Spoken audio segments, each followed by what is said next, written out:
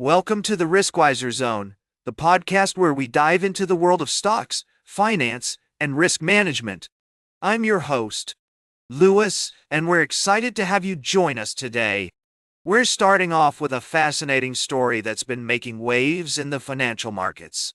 You may have heard that gold prices have recently soared to historic highs, breaching the Rs 1 lakh mark per 10 grams for the first time on the multi-commodity exchange. But what's really caught our attention is a decades-old Bollywood film clip featuring actor Shakti Kapoor, which has resurfaced online and is being hailed as an uncanny prediction of gold's meteoric rise. In the 1989 film Guru. Kapoor's character delivers a dramatic monologue forecasting gold prices touching Rs 5,000, Rs 10,000, Rs 60,000, and ultimately Rs 1 lakh per tolaya. While not technically accurate in units, the clip has struck a chord with viewers amid today's price milestones. Social media is abuzz with the viral video, with many dubbing Kapoor India's first economist for having seemingly predicted gold's future long before analysts did. But let's take a step back and look at the bigger picture. The recent surge in gold prices can be attributed to a combination of factors, including heightened geopolitical tensions, particularly in West Asia, and a flight to safe haven assets following U.S. President Donald Trump's criticism of Federal Reserve Chair Jerome Powell. Analysts are debating the rally's sustainability, and it's essential to separate the noise from the actual market trends. As we explore this story further, we'll be examining the implications of gold's price surge on the global economy and the Indian market.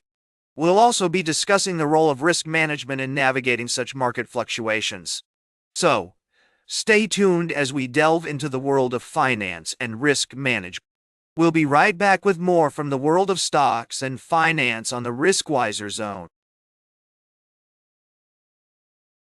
Welcome back to the Riskwiser Zone. We're exploring the complex world of global politics and economics today.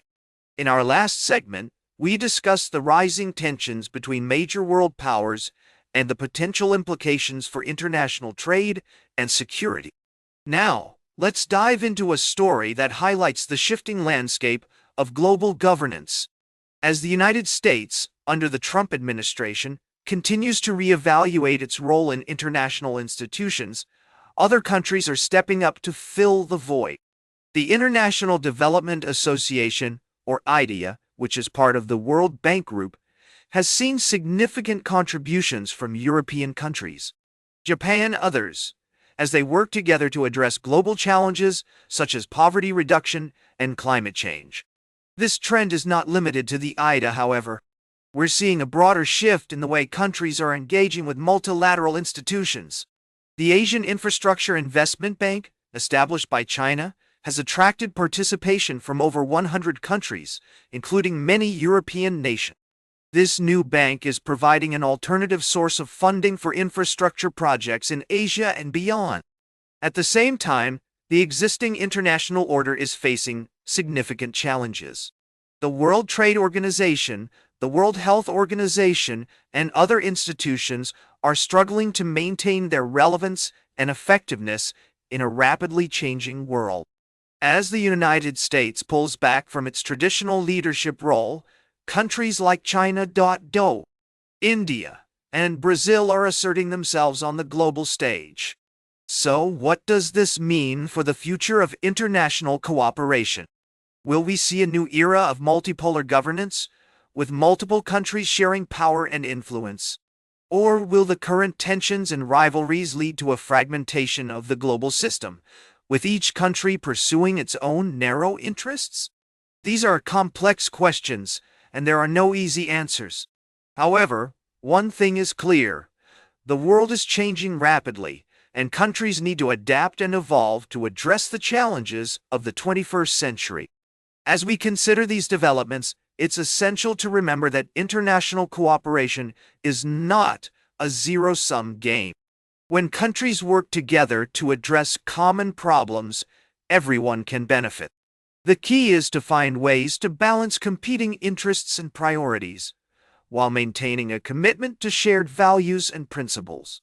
Stay tuned for our final story of the day, right here on the Riskwiser Zone. Welcome back to the Riskwiser Zone. We're closing out today's show with a look at some developing news in international trade.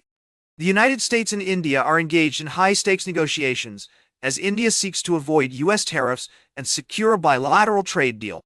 U.S. Vice President J.D. Vance has just arrived in India for a 4-day visit, which will include talks with Prime Minister Narendra Modi. Now, this visit is significant because it comes on the heels of a 90-day pause on reciprocal tariffs announced by the U.S. earlier this month. The U.S. had threatened to impose a 26% tariff on Indian goods, while India had planned to retaliate with its own tariffs on U.S. products. But with this pause, both countries are now working towards a trade agreement that could have far-reaching implications for businesses and investors on both sides. One of the key areas of focus is going to be the production of smartphones, particularly Google's Pixel series. According to reports, Alphabet, the parent company of Google, is planning to shift some of its smartphone production from Vietnam to India in a bid to avoid U.S. tariffs. This could be a big win for India, which has been trying to position itself as a major manufacturing hub. But it's not all smooth sailing. The U.S. has imposed tariffs on several countries, including China and Vietnam, as part of its trade policy. And while India may have gotten a temporary reprieve, there are still many uncertainties surrounding the outcome of these negotiations. As investors, it's essential to keep a close eye on these developments, as they could have significant impacts on global trade flows and supply chains. The situation is fluid, and we can expect more twists and turns in the coming weeks and months. That's all for today's Riskwiser Zone. Remember to like, share, and subscribe, and until next time, invest with caution.